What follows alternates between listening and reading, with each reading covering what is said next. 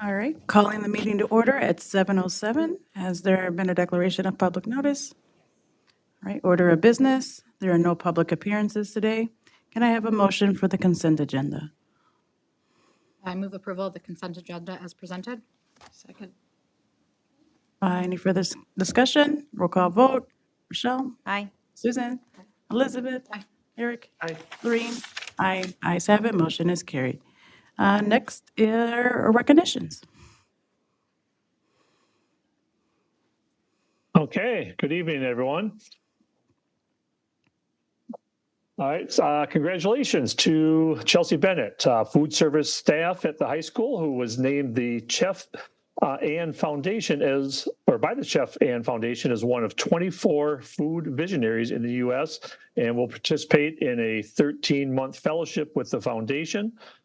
Also, our model UN recently traveled to Washington, D.C. and made club history by winning the biggest award as the second place outstanding delegation at the American University Model United Nations Conference.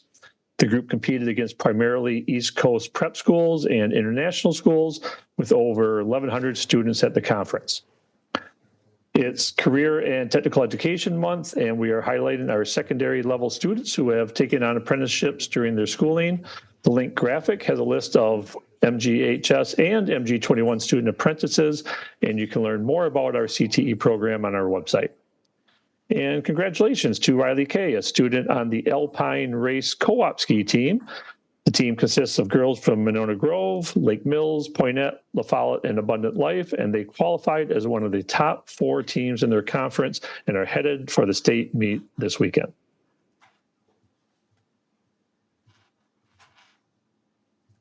All right, there are no correspondence and announcements. Moving on to administrative reports, budget update, Mark. Yeah, I just want to present initial budget projections or information as we begin that process. Just hit some of the highlights and the main revenues and expenditures that are going to drive the budget. As you know, we're in the second year of the biennium, and there will be another $325 increase on a per pupil basis. We're assuming 50 more resident students in our revenue limit, and then open enrollment and our pupil allocation and grant information is there as well. Also, it's the second year of our recurring referendum. There'll be an additional 1.6 million on top of what we had the 6 million we had this year. So when we finalize, well, some things have been finalized, but we'll bring revenue and expenditure projections in probably in April or May as a first review for the total budget for the upcoming approval in June. On the expenditure side, obviously, salaries and benefits is the biggest part of our budget. CPI has been determined by WERC as 4.12 for the next year, as opposed to the 8% it was last year. So that's helpful as we move forward to develop the budget. And then I just provided a budget calendar on what you can expect for the next couple of months as far as board meetings and what we're doing internally as far as developing the budget and reviewing 24, 25. I can't believe I said that. Going forward. So nothing really changes. We're still on the same path we always are, but then maybe just have a little better earlier updates for the board as we go forward. So any questions, I'll address those, but that's where we are.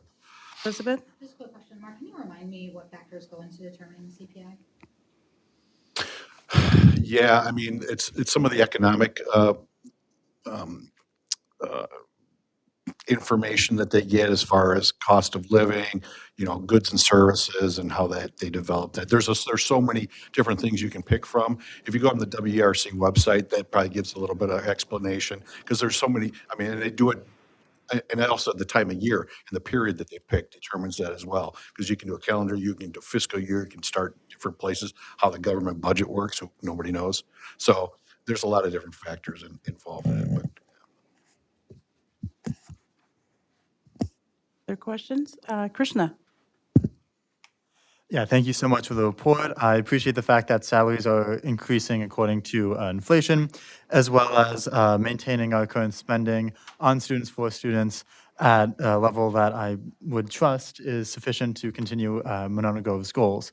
However, I did want to ask you something. Given that utilities are expected to increase by about 5%, do you see any potential in our current state or perhaps in the near future where we could see decreases in costs by switching over to alternative energies, as was the indication by our most recent meetings in adopting those for other districts? Well, a lot of it's based on usage and how the Public Service Commission, establishes the rates when they get information from the utilities. But doing the lighting, retrofitting the lighting and the solar will help towards potentially decreasing costs or not having them go up as much as they would normally. Thanks. Susan? Did you have a question? Okay. Okay. Awesome. All right. No other questions, Mark. All right. We'll move on to the superintendent report. Dan?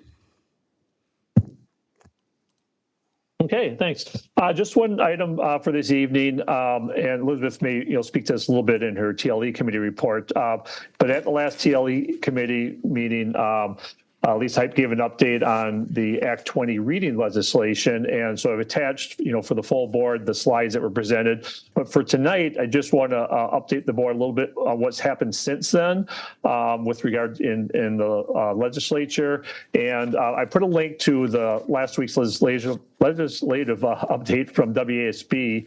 And the biggest challenge right now is the timing of the implementation for the screener that's supposed to take place for next school year. And so DPI as well as WSB has lobbied to ask just to extend that timeline to start with the new screener that will be required statewide. At this point, DPI has not selected who the vendor will be for that. We're certainly hopeful that it might be one that we're currently using, but so that's something we'll keep our eye on these next few months. It sounded like that some of the key legislators who were behind this might be open to a little bit of flexibility on that, but nothing's been approved at this time.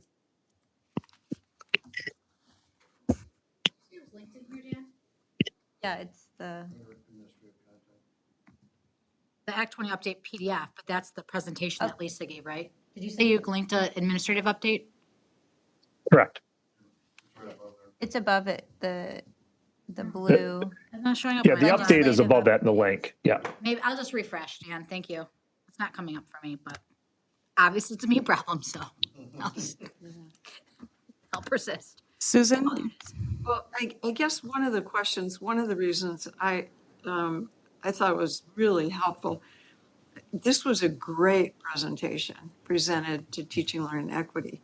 And it really gave you as a board member a really nice, clear picture of, and I know that, again, Eric already has all this experience, but, I thought at least 3 other board members who may not understand what this means to our district.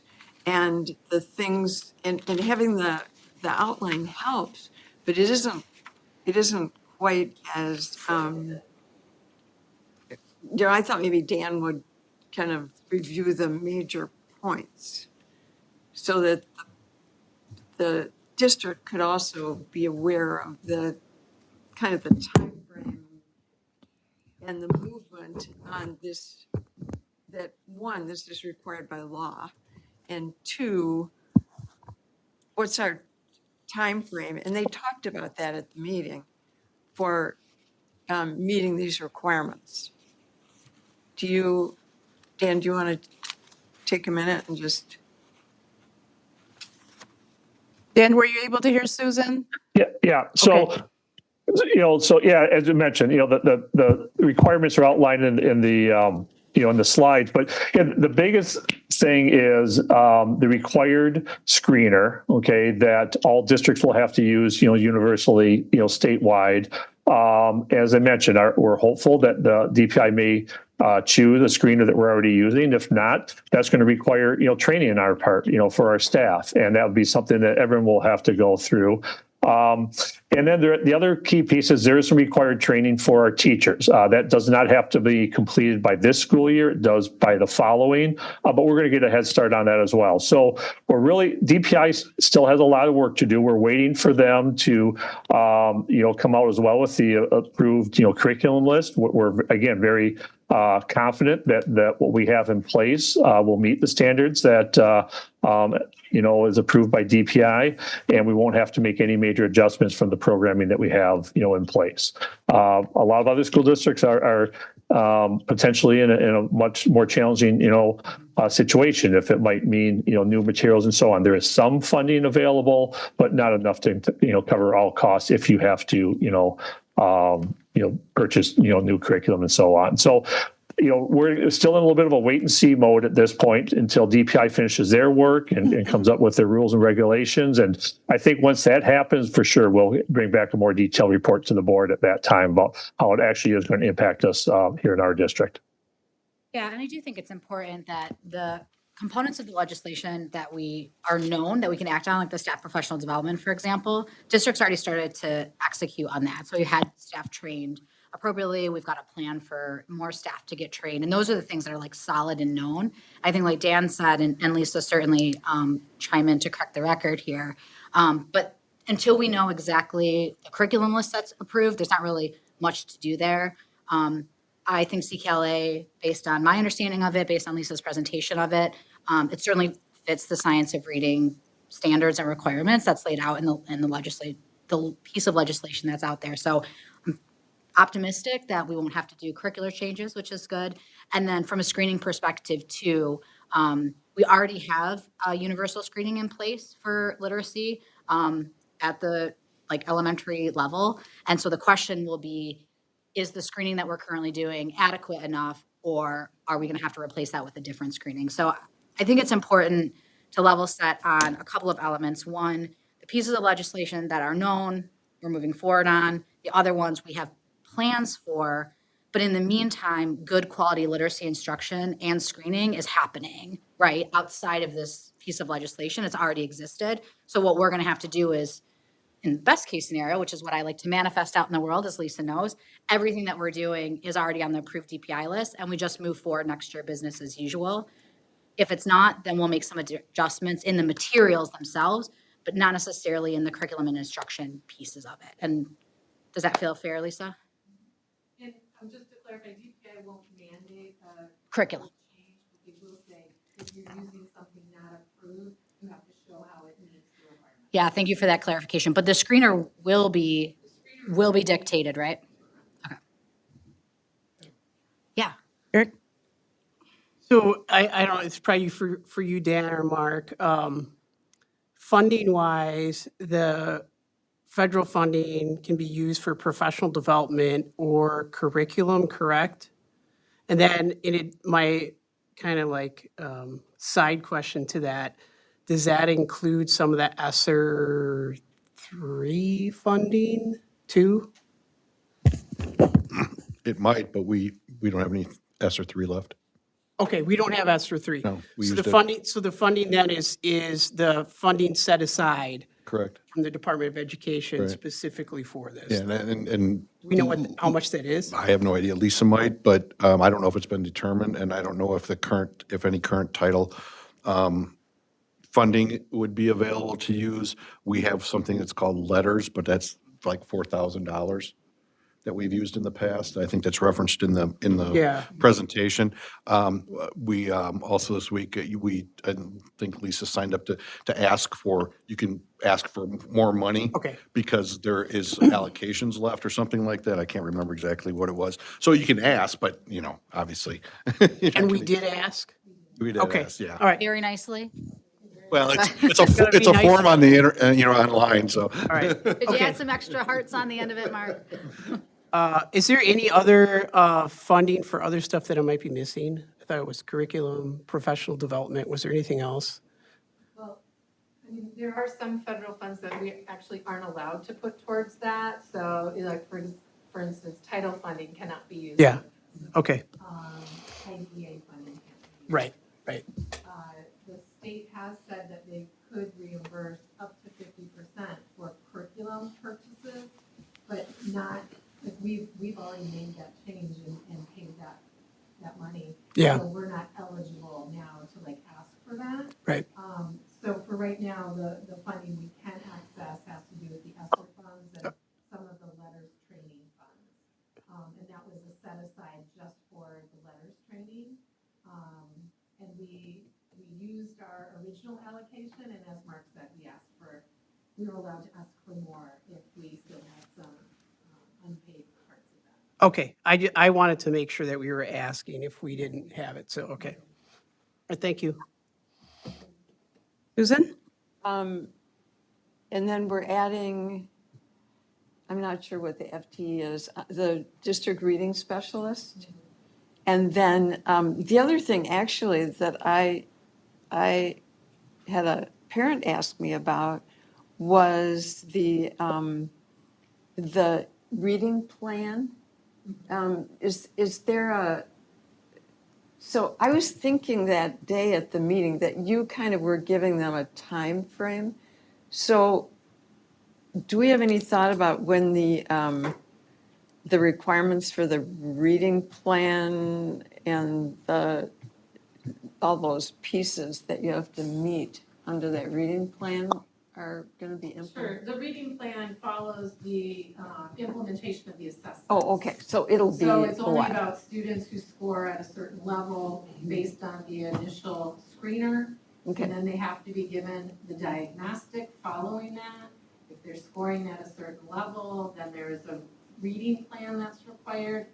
Not unlike things we do already when we say that students aren't Yeah. maybe meeting the progress that we would, wish.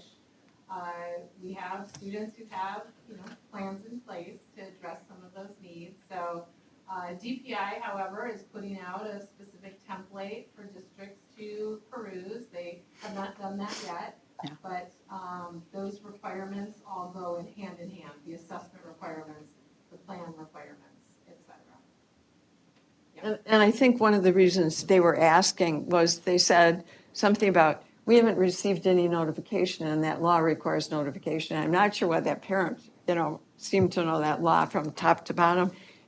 Maybe it had to do with one of their children. But, so none of that will come into place probably for at least a year, wouldn't you say, or? Well, it depends on, Your DPI. so what Dan had shared in the legislative update is that there's a request, so that's supposed to go in place at the beginning of next school year, starting in the fall. Oh, okay. But because, and again, administrators, correct my record here, but there's been a gap between when the legislation was passed and then getting out the guidance, right, making those determinations. And so now we're in February 14th. And if I have to change new curriculum, train up staff, find a new screener, I mean, the window of good implementation is slowly closing on us. And so the request, and if you look in the document that Dan sent, is to say, hey, can we actually make this not this coming school year, but next school year requirement where folks could spend this year slowly phasing out, training, replacing, and that will be ready for full implementation at the 25-26 school year, which just from like best practices makes sense. Now, so the question will be whether or not the legislature will go for that. And again, I just can't, I mean, they passed the act in like July. And, I mean, DPI hasn't even put the package together yet for you beyond what you've already been working on. So, I mean, there's no way the implementation can really be expected to occur for probably at least 2 years. I mean, just if somebody asks, but I've been saying they're working on it. I've heard the report. They're aware of all the requirements and they'll be meeting those. So, Right, I mean, the first requirement was for this literacy council. We did do that in December. They're working on these pieces. They've missed a few of the statutory timelines that were in the act, but, they're still moving forward. And as soon as they decide, we'll know, and then we'll do our work based on whatever those recommendations are. no, and that's great. I really appreciate kind of having this information in the board meeting, because then I can say, go watch the first 15 minutes of the board meeting. They cover exactly what the constraints are for the implementation right now. And that's helpful. Thank you. Appreciate that. Krishna? Thank you. There exists a common theme among many of the agenda items we present at this board that despite their significance to the student body, very little of it is discussed downstream or even understood among the student populace. In that vein, therefore, I wanted to ask if you would be able to walk me through the core components of this presentation and also provide relevant or key statistics that would be important for me to know as well as to be passed on to the student body. Dan, did you hear Krishna's question? Yeah. I guess the short answer is this is about primarily our elementary reading. We're talking, kindergarten, through, our reading program, of course, goes all the way through, but this is really talking about elementary age. And so at the end of the day, I think, Elizabeth gave a great summary of this. At the end of the day, it hopefully will not impact us at all, other than perhaps some additional training. But, it's not something that impacts the high school. Yeah, but the additional context, I think, Krishna, that might be helpful to know, right? Just as a person who wants to know and understand like what this legislation is and what it does. The stated goal and objective, right, is to increase the quality of reading instruction across the state of Wisconsin, as well as be able to provide necessary supports, particularly at that early childhood level for kids who are struggling reading. And so the basic components of it are having a high quality curriculum that's based in what's called the science of reading, which Google, it's awesome. You'll find all kinds of cool stuff in there, right? And so that's like the foundation of it, right? And then we know even with good quality curriculum, not all students will find success by virtue of being in good, high quality curriculum, right? For a variety of reasons. And so then to find those students, we want to screen students. So everyone from K to third grade will get a reading screener that goes over various elements of that make up reading, right? Kids who are, and those have cutoffs, right? So kids that are in, let's say, the green zone, great, good to go. There'll be kids that are sort of like what we call sort of bubble kids that you kind of want to watch. And then there'll be kids that are showing, hey, this kid might be at risk for not being on track to read in the way that we want them to be. Those students then, per this legislation, will get pulled for a more deeper diagnostic assessment. So you can think of a screening like a temperature check, right? Like you have a fever, you take your temperature, tells you that something's going on, but not necessarily what is going on, right? Like what's causing that fever. Screener is very similar. So you're like, okay, I got this screener, here it goes. Now we're going to do with a reading specialist, so someone who has, or school psychologist, I actually don't know who you're going to have do the diagnostics, but someone who has deep expertise in understanding the constructs that are underneath learning how to read, really take the student and go through a series of assessments to go, hey, what's really underneath here? There'll be a group of kids there who will still show that they're not meeting the grade level standards, right? Those kids then are entitled per this legislation to an individualized reading plan, for lack of a better word. It has a different name in the legislature, but they have a reading plan where then they'll get reading intervention that'll be monitored with the idea that then we help close the gap between where they're currently at so that they then meet the literacy standards. And that's like in a nutshell what it is. It really for us in our district solidifies and concretizes work that we've already been doing. And so that's part of where this like wait and see piece happens, because we already screen for literacy and math, both. And at the early elementary level, they actually get 2 screeners, not just 1. We already have reading specialists and interventionists, right? So like those things are already happening. So really this, for us, it just crystallizes things that we're already doing. And so what we're waiting to see is, will the Department of Public Instruction give us the green light for the things that we already have in place? Or are we going to have to replace out some of those things because DPI says use this tool instead of that tool? Does that help? Oh, yeah, absolutely. Thank you so much for that. Anything to add, Lisa? And just 2 specific questions to follow off on that. Very specifically, do we notice any barriers with students who do not speak English as their first language or other low-income households as it regards to reading capabilities? I think it's a really interesting question, Krishna. So we know from the literature that there is gap in students for English as a first language, students with who come from different SES, other types of backgrounds. And it's always like unclear, like what is material versus what is organic to the child, right? Like if I'm a person for whom English is not a first language and you're presenting everything to me in English, it becomes very hard for me to be successful on that. So that's actually a really good question. And Lisa, I don't know if you know if the current rules address how to accommodate for like multiple languages, for example.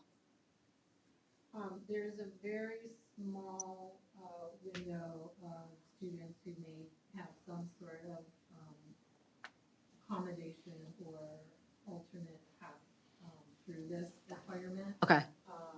So at large, it isn't just full-scale students who are receiving meal services are still. Screened the same held way. to this, exactly. Okay. Students coming from Yeah. homelands that may have, lower socioeconomic conditions, they're still a part of this. Students with IEPs for the most part also included in this. So Okay. it's very, very small. Yeah. Very small exclusion. Thank you. And the second question I had was, do we have any figures in particular that show the effect of this program by the time the student reaches middle school or other forms of education? No, because it's new legislation that hasn't been enacted yet, or hasn't been, it's adopted, but the nuts and bolts of how to implement haven't started yet. And that's actually the current debate. It's supposed to all start next school year, and there's a push to try to get to start the following school year. So a couple of years, you'll be able to go back and see whether, and like a couple of years from now down the road, you'll be able to see whether or not it's impactful. But response to intervention, which is kind of sort of what it's based on-ish, has a body of literature around it, right? The earlier you intervene on kids, the more likely they are to find success. Thanks. I just have a quick question in the now. So I noticed they're just kind of focusing on K through 3. Is there any talks of focusing on other grade levels, like middle school level or higher? 4K through 3 are the only grades affected by this legislation. Okay. Susan?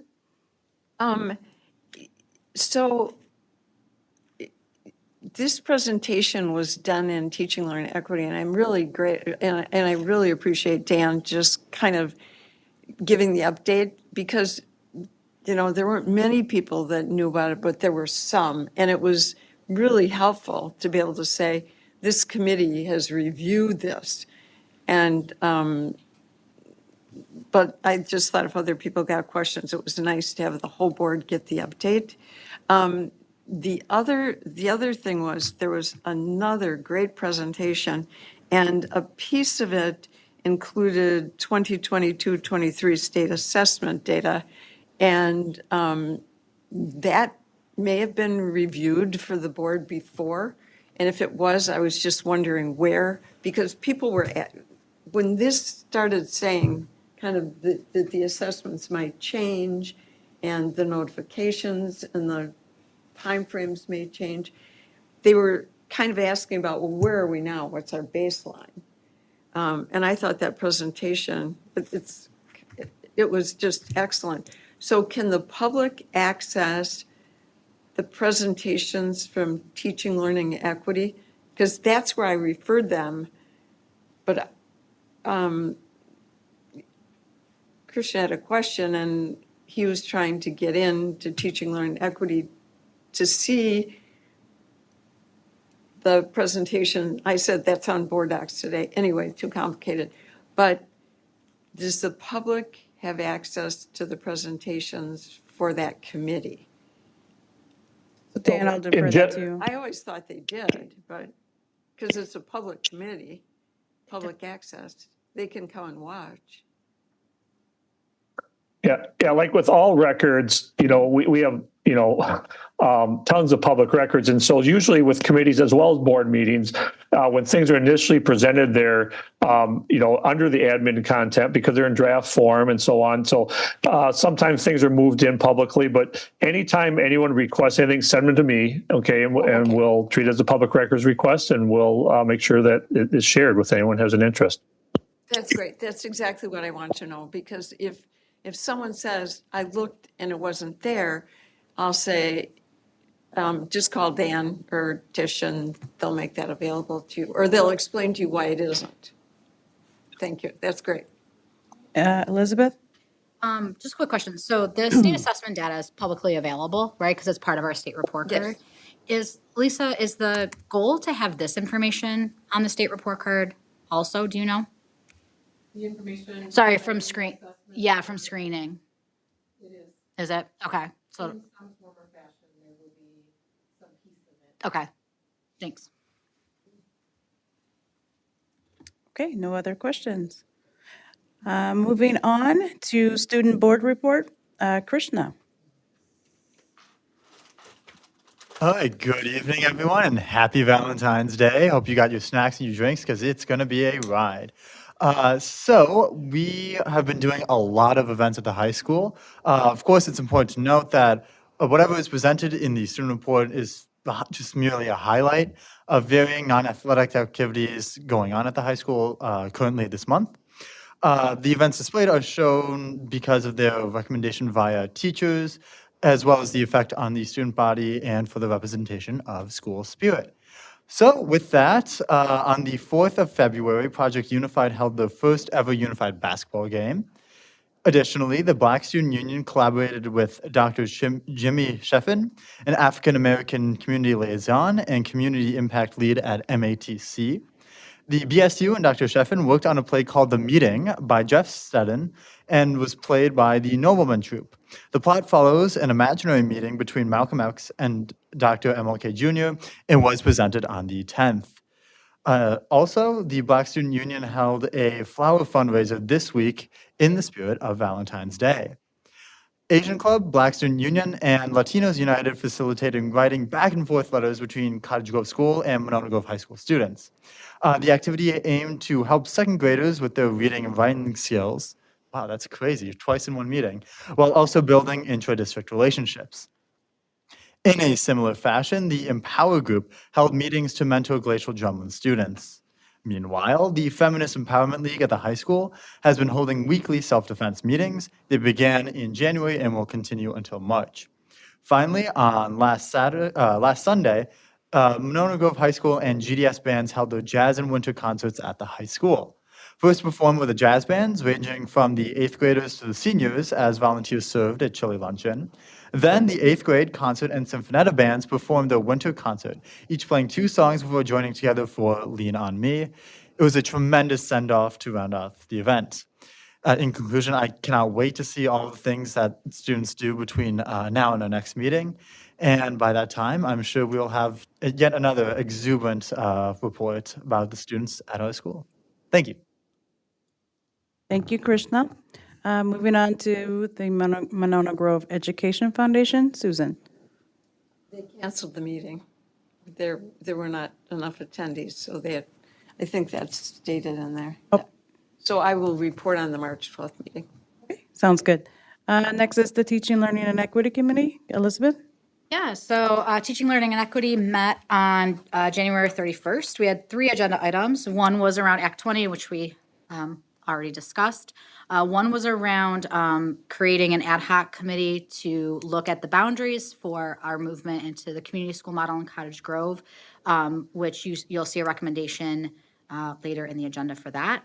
And the main meat of the agenda actually was to do exactly what Susan referenced earlier, which was to take a look at our student achievement data.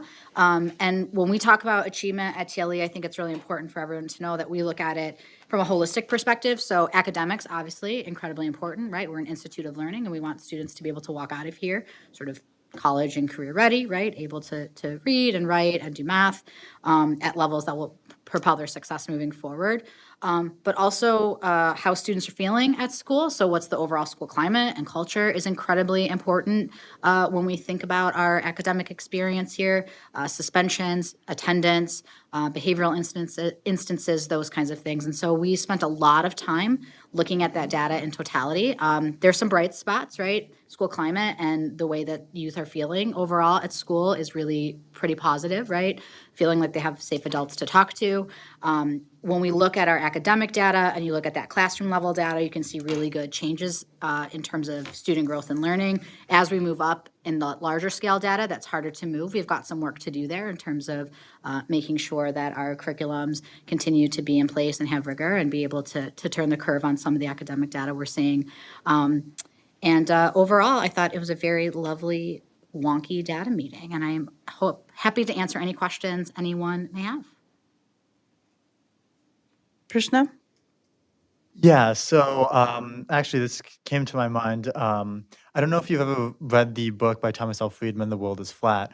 Contrary to what the title might suggest, it's about how in the 21st century, because of globalization and all these other factors that we're seeing in the world around us, the ability for the next generation to be competitive with their human capital, i.e., their skills such as reading and math in particular, will be critical to building the future where our students and now the future workforce will be able to succeed. And so to that end, I am greatly appreciative of all the focus we're taking towards orienting towards that. In regards to the what you brought up about making sure that we're focusing on growth and expanding student achievement, of course, I recognize that that has yet to be discussed. But according to our school report card from 22-23, our areas of achievement and growth, specifically for ELA, were 65.5 and 68.9 respectively, as well as having 87.9% of our student body on track to graduation. Are there any specific measures being discussed right now as to increase those numbers or change any current policies in a way that we can be able to see an expansion of those numbers in the coming years? Sure. I'm glad you asked that question, because I asked that question in TLE, right? Which is kind of looking at where we're at, right? Which is good. Like I said, there's some bright spots there. And like all institutions, right, learn places to go and grow. One of the things that our district has been focused on, particularly over the last couple of years since I've been doing TLE, and it's a credit to Lisa and her team, is really focusing on high quality curriculum. And so if you recall from previous TLE meetings, we've talked about last year when we started new math curriculum at the elementary and middle school level. We changed the way we structured some of the high school math classes, in particular at the high school level, which I believe was implemented this year, correct, Lisa? Or math? Yeah, high school. High school this year. Yes, thank you. Yes. I know. I know, I was like testing my own brain on it too. I was like, math last year, K through 6, we talked about it, implemented high school this year.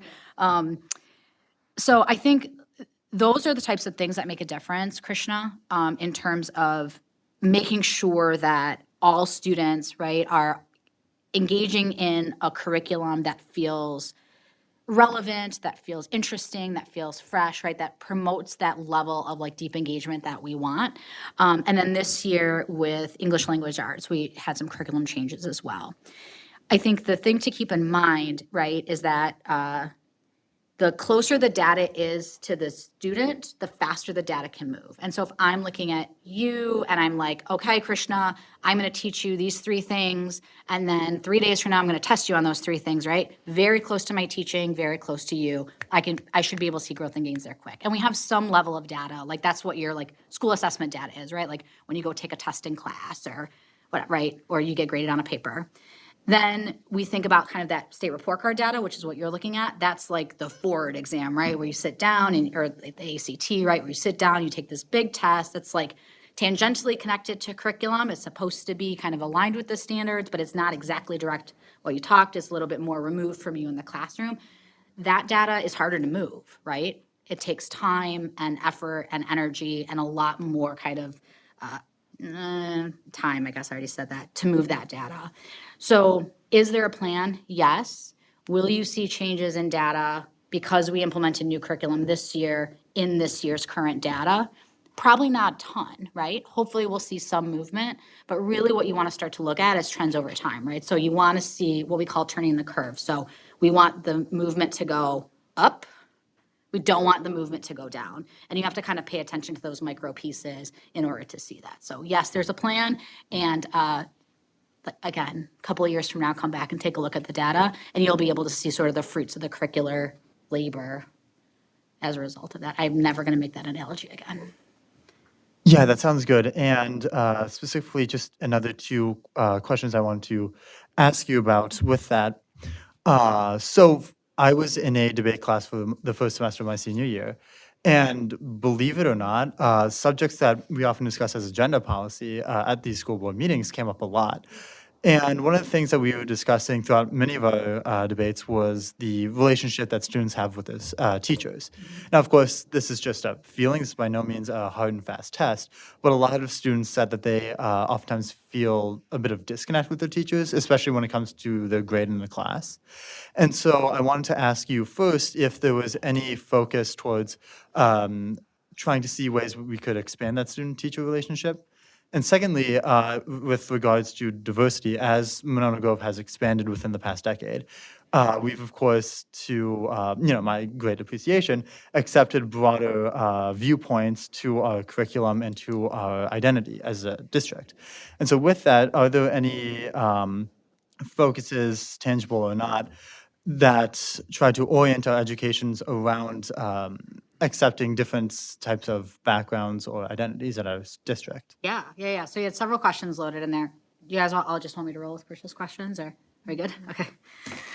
Anyone chime in if you have things to add? You have a couple of questions in there. I think let's start with student-teacher relationships, which it's not just a feeling, Krishna. The data and the research is very clear, right? That the more that staff and students are comfortable with each other, the stronger those relationships are, the better their learning is, right? So that's a really solid piece of literature that exists out there. I heard you ask say two things. One is feeling disconnected as a teacher, and then specifically around grade expectations. And I want to separate those things because one is about the relationship that I have, right? So like, how do I feel about you? Do I feel like you see me, that you respect me, that you know me as a human? And those are questions actually we ask kids, right? We do climate surveys, we do social emotional health surveys, because we don't use the best anymore, so I'm like, don't know what to call them, SEL surveys, right? Where we ask kids, like, do you feel like you can trust, do you have a safe adult in the environment that you feel like you can trust and you can talk to, right? So we are taking a pulse check on that. And then through our social emotional learning curriculum, which we're working on adopting new curriculum there too, so more to come, really teaching kids, especially starting at that young age, like, how do you not only establish and maintain good relationships, but how can you appraise a relationship to know whether or not it's good? Because whether I agree with you or disagree with you is not an indication of whether or not we have a good relationship, right? Like, you and I can have a good relationship, and I also can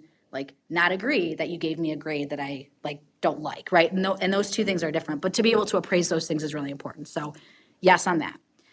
When it comes to grade appraisal, I think there's kind of a couple of elements there. One is the extent to which we are supporting feedback loops, right? So as a student, can I go to my teacher and go, hey, help me understand this grade, I don't get it. And as a teacher, can you have that discussion? And that to me is one of those social emotional learning skills that you can grow and go and build.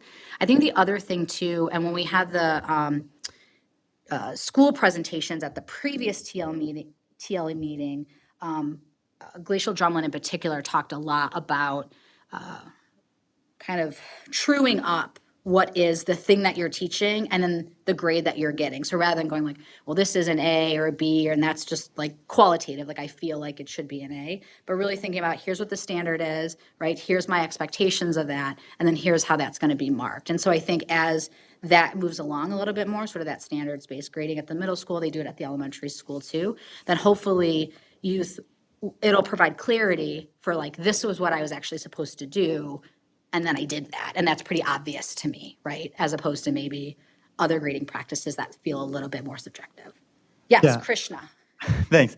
I did also ask about diversity, but before we get into that, I'm ready for that one too. yeah, I wanted to quickly ask you. So at the high school, throughout my time, when I started my high school career, the grade that I got for any particular class was more diversified than it is now between summative and formative. Yeah. At the time, there's also extra credit, whereas now it's, I believe, roughly about 90% summative, i.e. tests, and about 10% formative, such as like homework. Yeah. And so for that, I understand that there probably was a discussion around the whole equity of homework and other related topics, but And its relative utility in learning, which that's another question, right? Whether or not it's useful and helpful in learning. yeah, so as it relates to this discussion that we're having now, how have those grading policies changed the performance that we've seen in the high school? And is there a reason to continue them into the future? I think that's a great question for Mr. McGrath. Honestly, I think like if you really want to talk about what I would call like little p policy, like school policy, right? Like what is the grading practice at the high school, right? Specifically. I mean, I think that would be an interesting conversation for the leadership over at the high school to say, help me understand the history here. Where are we going? What are we thinking? And there's a lot of really good, all the administrators over there have really good philosophies and interests around grading and grading policy, grade equity, and those kinds of things. But they would be able to answer your questions much better than I can because they're the ones that are implementing that level of work. Lisa, do you have anything to add on any of the areas that Krishna talked about? Sure, briefly, the high school has been involved in grading reform for the last few years. They started the year before Glacial Drumlin reading the book Grading for Equity as a staff, then talking about what practices would promote the accurate representation of learning rather than some artificial points grab type of thing that may or may not have anything to do with actual student learning. So those conversations have been going on, Krishna, at the high school for the last few years, but I think last year you saw probably some significant change or at least communication with students about grading policy. I think they even sent surveys twice maybe last year in school about how do you feel about the grading policy? How are you receiving these changes? Are you feeling like your grade more accurately represents your learning? Things like that. So those questions were posed to students. Feedback was collected. The staff has continued that work. So again, to Elizabeth's point, if you want to talk with Principal McGrath about, any of that, it is data that they've collected and they've looked at and continue to work on. And I think he'd probably enjoy a conversation with you around that. So that, I guess I'll just add that about the grading. Do you want to answer the equity question too while you're already on a roll?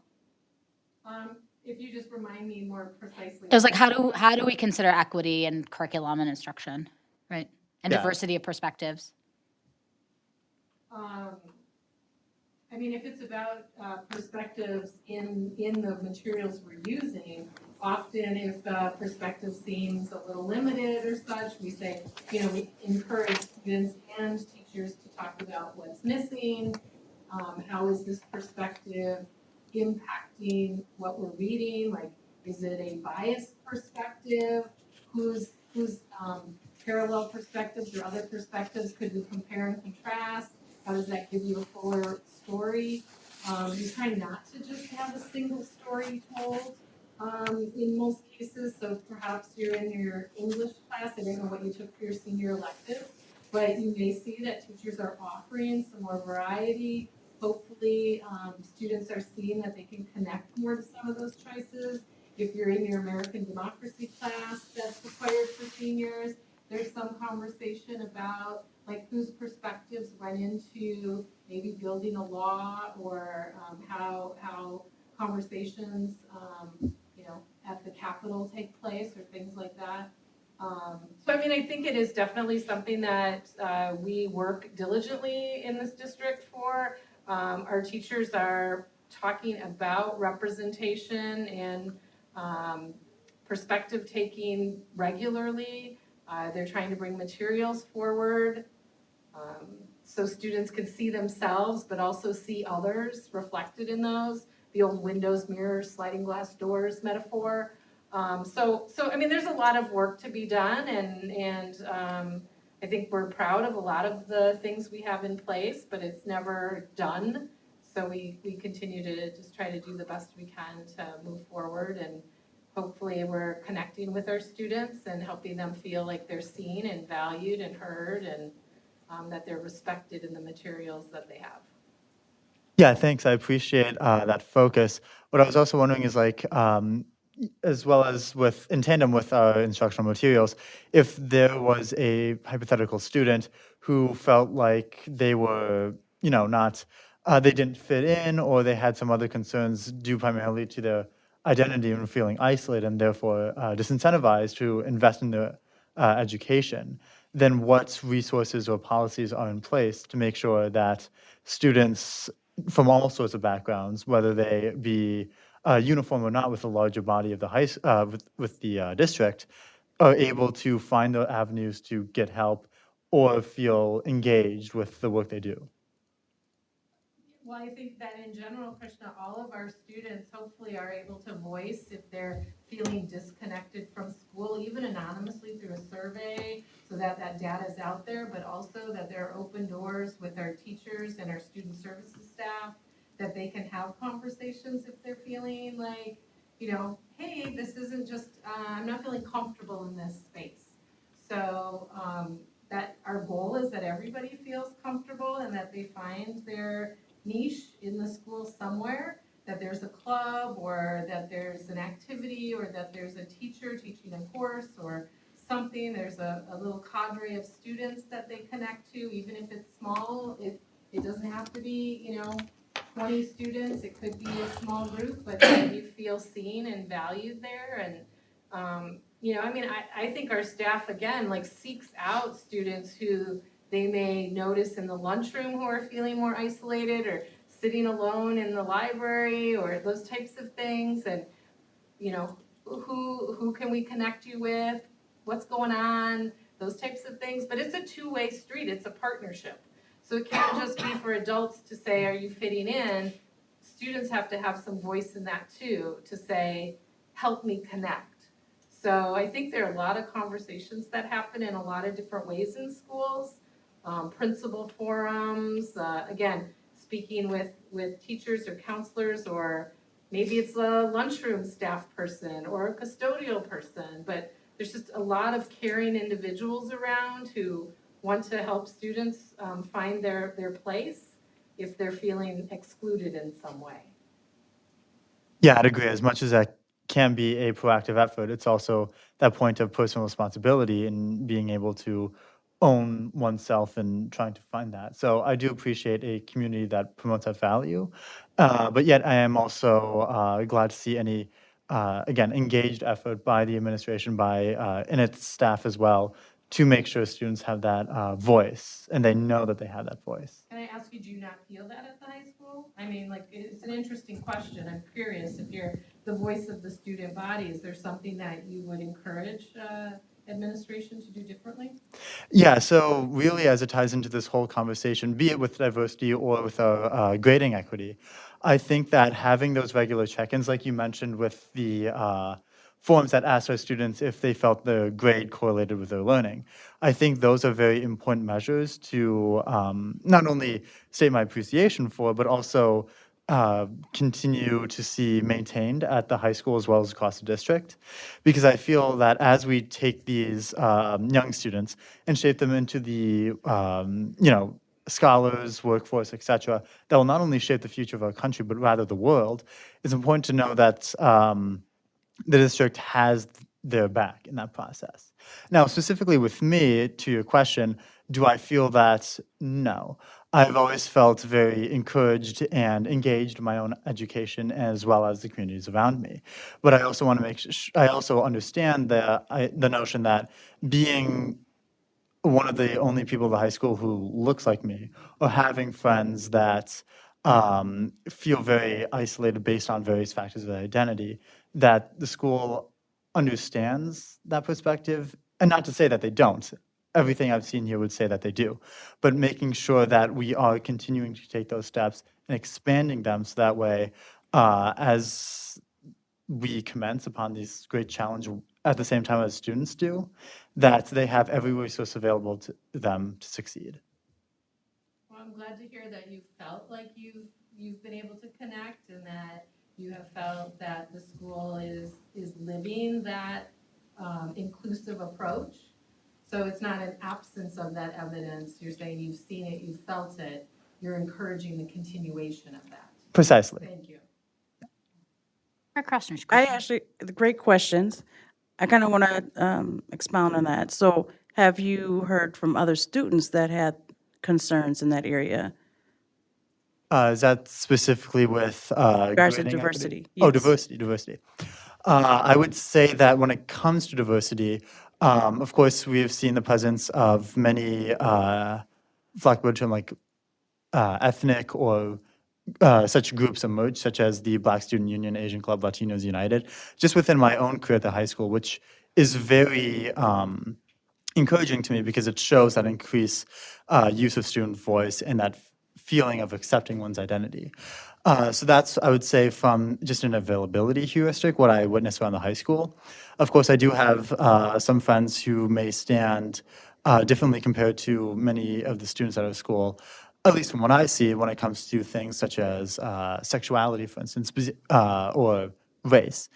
And I think with that, it's the importance in encouraging those communities to develop as they so have. As far as personal discussions go, I will say that they are fairly rare on a day-to-day basis. But again, it's like we've discussed in meetings before, what is going on an unconscious level, what's going on between all of those interactions and those values that I think we'll find a lot of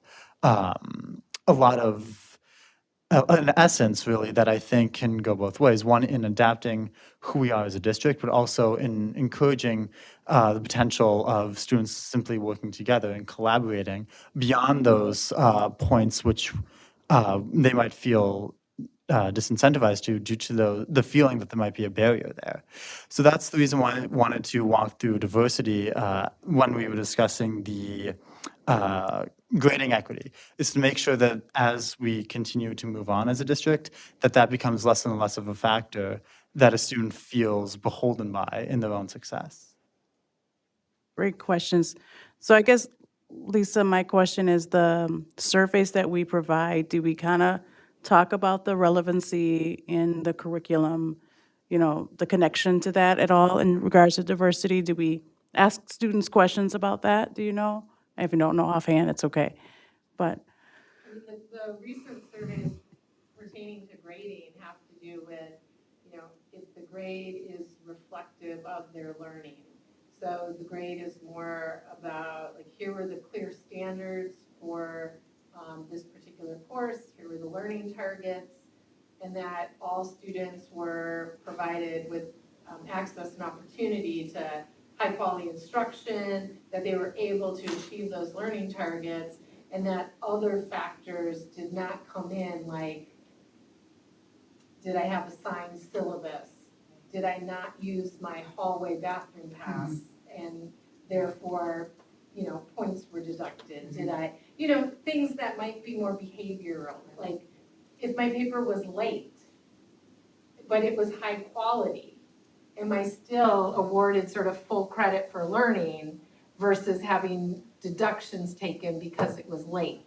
And the reason it was late could have a lot of, there could be a lot of reasons why a student turns something in late, right? It doesn't just mean, oh, there was some irresponsibility involved there. There could be a lot of things. So the work at the high school has been to remove a lot of those behavioral factors that sometimes crept into grades and have the grades really reflective of what we wanted students to know and be able to do and the things we provided students access to in their learning. And then to ask students, like, do you feel like, right, that this grade is reflective of that?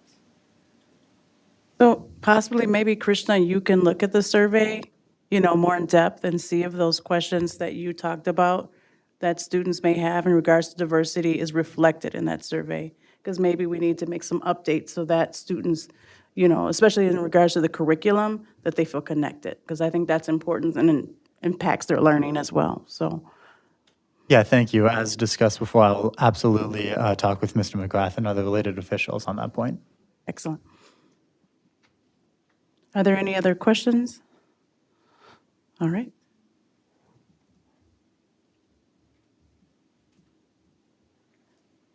So moving on to possible action items. Ad hoc school boundaries committee charge.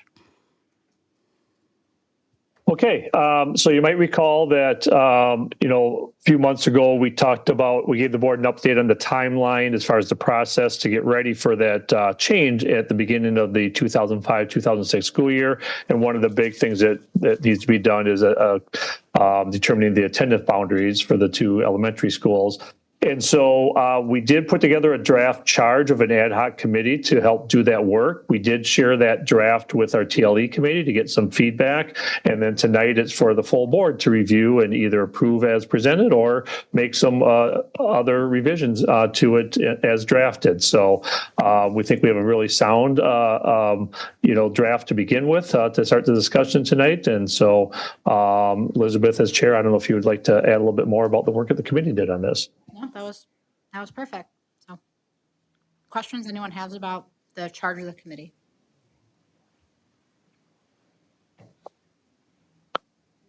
No questions. Can I have a motion? Approval of the creation of the ad hoc school boundaries committee as presented. Second that. Any further discussion? Okay, moving to roll call vote. Rochelle? Aye. Susan? Elizabeth? Eric? Aye. Lorraine? Aye. Ayes have it. Motion is carried. Moving on to the MG21 charter renewal. Okay, this also is a topic we talked about previously. You might recall that all charters in Wisconsin are are required to be 5-year charters, and so our current charter expires at the end of this school year. And we've been working really hard with the governance board in writing the updated charter for another 5 years. And again, the key change in there is in the leadership. We've talked about how we've had an executive director position previously and changing the definition of that and using the term charter school director, which would be a full administrative position. And is something that the governing board approved earlier this evening. And we're asking for your approval tonight. The other changes in there, we did have this reviewed by legal counsel as well. And I wouldn't say they're substantive as charts changing the way that the school operates, but just a number of revisions just based on updated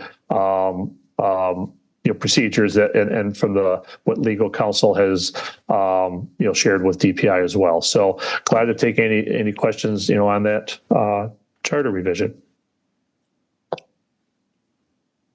Can I have a motion, please? I move approval of the charter school contract between Monona Grove School District and Monona Grove Liberal Arts Charter School for the 21st Century, Inc. as presented. Second. Any further discussion? Eric? Yeah, just a question. For the next 5 years, I guess this is for you, Rebecca, maybe, do you envision any other types of growth, maybe in other grades or current grades that we have? We're hoping to continue to grow the campus, and so that's really kind of our hope for its growth. Okay. And do we have capacity for that growth? We do, I mean, it's limited, but yeah, we do. Okay. I really think it's a valuable school for a lot of our students that don't fit into the traditional model. So I would love to see if there is the capacity for growth to that to happen in this next 5 years. So I see all the other board members shaking their head, yes, in agreement. All right, and we have another question. Elizabeth? Comment, which is I'm very glad that there'll be a full-time administrator over there. I know that it's a necessary change, and I feel like, folks do the best job they can, but there's something different about having a full-time person there. So I'm grateful for that change. Awesome. Yes, Susan? Well, and again, I think as a school district, this program has inspired us all.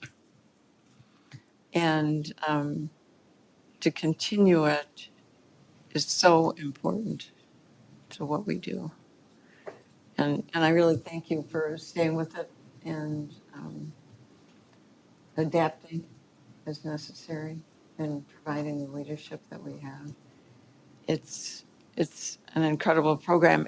And I met another parent who has a child there, and they have 5 children. And one is in the MG21, and it's a perfect fit and is inspiring. Go to graduation. Thank you, guys. You, all right, we can move to vote. Rochelle? Aye. Susan? Elizabeth? Aye. Eric? Aye. Lorraine? Aye. Ayes have it, motion is carried. All right, next is the Middleton Cross Plains area and Monona Grove Districts Cooperative Contract, Safety and Security Services, Wisconsin Statute 66.0301.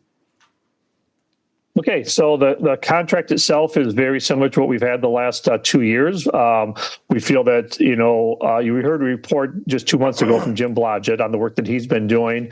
And so the only change in this current contract is actually the job description. We're changing it from a director position to a coordinator position. Jim is retiring at the end of the year, and part of the reason for the change is that this position doesn't supervise any other employees. And we initially had it as a director position because that's the position that, Jim was in, previously. And so with that, we feel confident that there are qualified people out there that would be interested in this position. And it does save us just a little bit, of money as far as on the wage schedule. But we're already beginning to work with Middleton Cross Plains on the hiring process. They'll be including us along the way with that, and really excited to continue that partnership with them. Okay, can I have a motion, please? Move approval of the Middleton Cross Plains area and Monona Grove School District Cooperative Contract Safety and Security Services, Wisconsin Statute 66.0301 for the 2024-2025 school year as presented. Any further discussion? Okay, Oh, I have a quick, sorry. yes. You're good. It was a low hand. Dan, how will hiring work for this position? Yeah. So per the agreement, the person is actually an employee of Middleton Cross Plains, Okay. and then provides the service with us. So they'll take the lead as far as the hiring process, but we'll be part of the interviewing and have a say in that hire. Okay, that's good. And have we, I'm not going to ask this question. I'll make a statement instead. I feel like one of the things that made Jim so successful, apart from the fact that he's just really smart and brilliant and knows a lot of things, but his ability to, from the outside, Krista, like engage with you and your staff in terms of like, what does it look like to really center the student experience in some of these pieces? And so I would hope that part of the interview process for this next person would be an expectation that they're going to continue that, and that we would have some representation from folks who may be able to bring that perspective on the interview panel. Thank you. All right, moving to vote. Rochelle? Aye. Susan? Elizabeth? Aye. Eric? Aye. Lorraine? Aye. Ayes have it, motion is carried. Next is discussion items. The 2024-2025 preliminary certified staffing plan.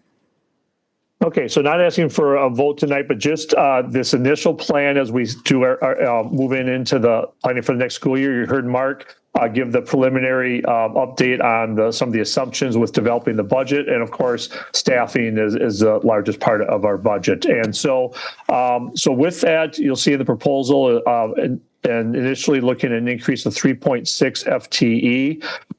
The other thing on there, when you look at class size, that's always the first priority. You will notice on the attached document that shows the enrollment planning, we are with the enrollment growth looking at one additional section at Cottage Grove School next year. However, we're looking at also one less section of kindergarten at Winnequa for next year, and that's because we reduced the number of open enrollment students at that place, at that level. So we will continue to monitor enrollment throughout the second semester. And if class sizes start creeping up, of course, we would look to add additional sections there. But at this point, we feel we can meet our class size goals with the staffing as presented there, and we have just a short little rationale there in the board docs for you about those positions, but glad to answer any questions about those here moving forward. Elizabeth? I have questions, but actually, let me skim the rationale quick because. Okay, question, Krista, on the social worker position, and just like given pipeline shortages.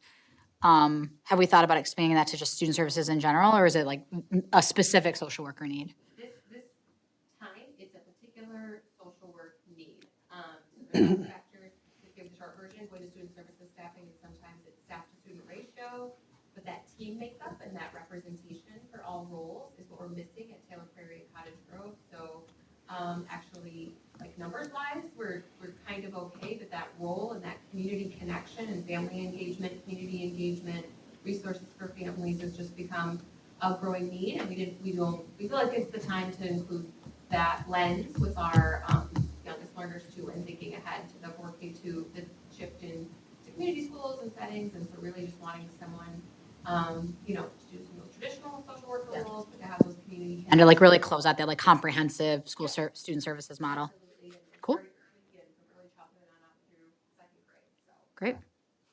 Lisa, getting an additional FT in advanced learning, huh?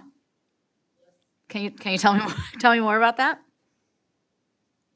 Sure. Again, with the reconfiguration of two of our Cottage Grove elementary schools into 4K2 buildings, the needs shift.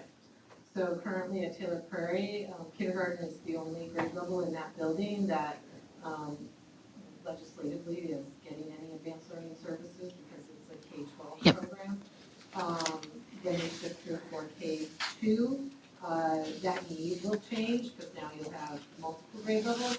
Number of kids may not obviously change, but the need does. Sure. So our intent is to be prepared for that by bringing someone on board now who can serve Taylor Prairie and Cottage Grove specifically, and then adjust the other three allocations slightly across the rest of the buildings. Right. Sounds good. Thank you.